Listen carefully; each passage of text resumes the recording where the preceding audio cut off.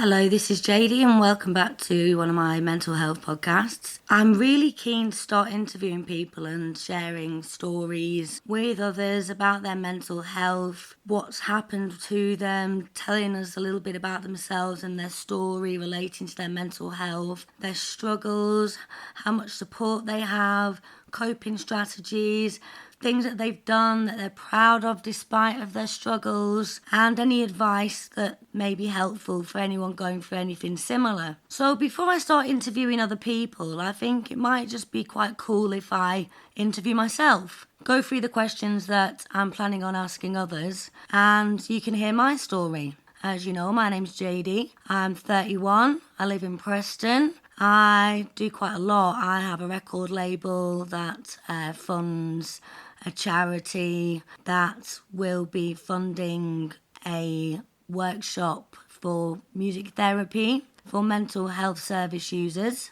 This is really important to me and my friend Kat. We're trying so hard to get this up and running. So any support for that would be great. We've currently got a GoFundMe page, which is on my Facebook, and I will leave links for that for you. So secondly, what's my story relating to my mental health? So I've struggled with my mental health from quite a young age, pretty much a child as far as I can remember. Had a lot of anxiety when I was younger. I used to think there were cameras in my teddies when I was a child, maybe 6 or 7. I used to, think that things were wrong. I had a bit of an abusive relationship with one of my mum's ex-partners. I found my childhood quite difficult. My dad was absent. I had a lot of abandonment issues and issues of neglect. And I didn't understand what was wrong with me, that my nearest and dearest couldn't love me. I didn't feel very loved. So growing up, I was self-harming at quite a young age. I found when I was about 13, I got into drink and I did get into drugs, maybe about 12, 13. And this was a coping strategy for me. This just helped me get some escapism from the world around me, which I found quite distressing. So I have a lot of understanding for people that do get into drink and drugs because it's quite easy to fall into, and it is something that is easy to help you get away from the trials and tribulations that go on inside your head. As a teenager, was pretty wild. I was going into nightclubs from about 13, doing a lot of drinking. Everything was a roller coaster. Everyone thought I was just a happy-go-lucky, bubbly, crazy girl that did loads of crazy things, got really crazy drunk and really crazy high, and everyone loved it. But deep down inside, I was struggling so badly, and I did attempt to take my own life at quite a young age. I tried taking some pills, but nothing came of it. I went to the doctors and they looked at my self-harm and they looked at my situation and they said I had depression. But at that age, I didn't really know what depression was. So I sort of struggled understanding that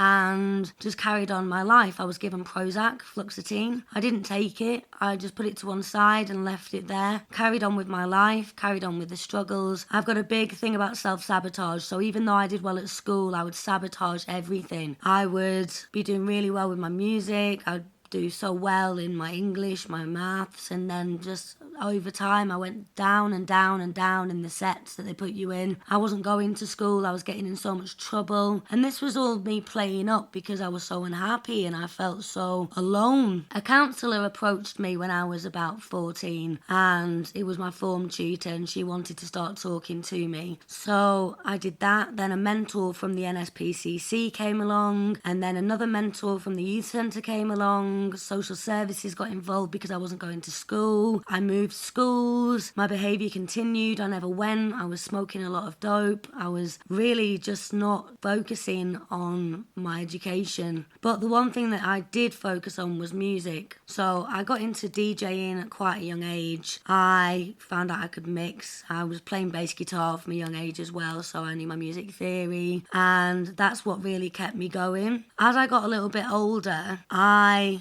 was self-sabotaging all the time. So I managed to get into a good college and do really well with my music. I was doing performances. I was still drinking. I was still taking drugs. I was still going out. I was still being mental. And I know that's a bad way of putting it, being mental, but I truly was. I didn't care. I was in destructive relationships, but I felt that I couldn't be alone. I didn't want to be alone. Being alone was torturous. And even though these relationships were destructive, I found comfort in being with another person. Eventually, these relationships would break down, or I would sabotage them myself. I self-sabotaged my college degree, my diploma. I went to a college in London, and things just got worse. I was getting psychotic. I was up, I was down. I came back up to Preston. I got in a relationship, and things were so turbulent that I actually had a psychotic episode where I had voices that were talking to me, telling me I was going to die by the end of what was to be the February. The February came, I was terrified for all this time, but I was having visions of these things like going to school, walking to school, or being with my mum or my dad, and this voice was saying to me, this is your life flashing before your eyes, because that's what happens when you die. When the February came and I didn't die, I decided I needed to get help, and I turned to the mental health team. They had me in quite a few times, and I was diagnosed with borderline personality disorder and then bipolar disorder. I was put on quetiapine, which is an antipsychotic. I ended up moving to London because my behaviour was becoming so outrageous and I was so manic and getting so much trouble with the police that I had to get out. And there was somebody who shall not be named who was actually coming into my house through my window and was taking stuff from our house. And I found out who it was, and they actually climbed through the window when I was in bed. That was pretty traumatic, and that made me want to move away as well. So it was 6 of one, half a dozen of the other. So I moved away. Things got a little bit better for a little while. I found a job in a pub. I did really well. My bubbly attitude was really good in that environment. When I got depressed, I was very low and I couldn't really speak. I had my anxiety. Everything's really up and down. There's an emotional roller coaster and my mood is just off the scale. I stopped taking my medication and I fell into a manic episode where I ended up drinking a lot, gambling a lot. I was taking more drugs again. I ended up actually cheating on my partner and having an affair, when that's not me at all. This was me being manic. This was me being unwell. And when you're manic and unwell, you do things that are out of character and things that aren't you. I'm not making excuses, but I am putting it out there that that's not the kind of person that I am. When I'm on my medication and when I'm in a stable state, or at least as stable as I can be, I don't behave like that. Psychosis arrived. I started getting troubled by other people's behaviour. I didn't quite know what was going on. Money was going missing from the pub and I was wondering if it was my fault. I was having to replace money that had gone missing because I thought I'd been misplacing things. But actually there was a girl there that was kind of messing with my head because she knew about my illness and it caused me to get quite distressed. So I ended up moving to another pub. I got back in touch with the doctors. They put me on aripiprazole and quetiapine, which are 2 more antipsychotics and mood stabilisers. I did okay for a little while. I was kind of, not stable, but I was okay to kind of get on with it. Up and down as per usual. While the medication settled in, I started doing groups and classes to do with mental health. I really enjoyed it and I was becoming very self-aware because of this and because of the things I was being taught. But I started to feel depressed.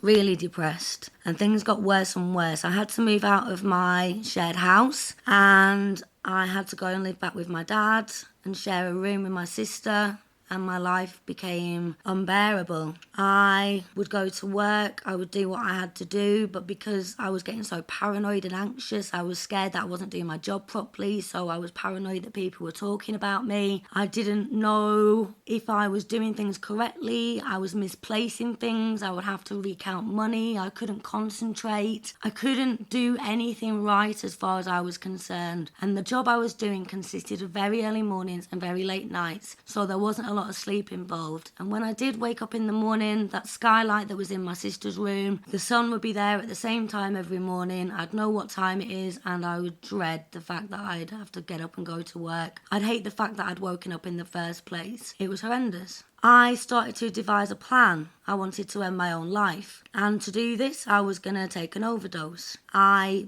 devised this plan for around a week, and I was going to take my car up to the Epsom Downs, and I was going to take some pills, drink some wine, and die alone. And I found some comfort in the fact that I was going to die and die alone. That's what I wanted to do. Okay, so that's part 1 of my story. I'm going to continue the rest of it on another podcast. Tune in and hopefully you can take something from it. It'll just be underneath or above this one. Okay, thank you.